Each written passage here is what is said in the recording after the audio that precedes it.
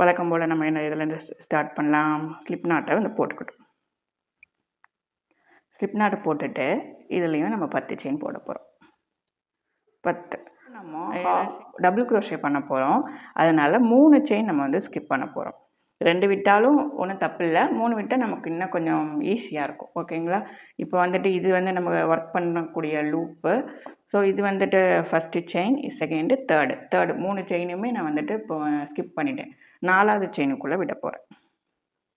ஓகேங்களா? 4வது செயினுக்குள்ளே எப்படி விடணும்னா, ஒரு தடவை யானை ஒர்க் பண்ணிவிட்டு 4வது செயின் உள்ளுக்கு விடணும். விட்டு இதுலேருந்து எடுக்கணும். இப்போ நமக்கு எத்தனை இருக்குது இதில்? 3 இருக்குது. ஸோ இது ஒரு இதுலேருந்து 2 லூப்பை மட்டும் விடுங்க. ஓகேங்களா? 2 லூப் விட்டிங்கன்னா உங்களுக்கு இன்னும் 2 லூப் கிடைக்கும். திருப்பி ஆனவர் பண்ணி இந்த 2 லூப்பையும் ஸ்கிப் பண்ணிடுங்க. பண்ணிட்டீங்கன்னா உங்களுக்கு ஒரு டபுள் க்ரோஷே கிடச்சிடும்.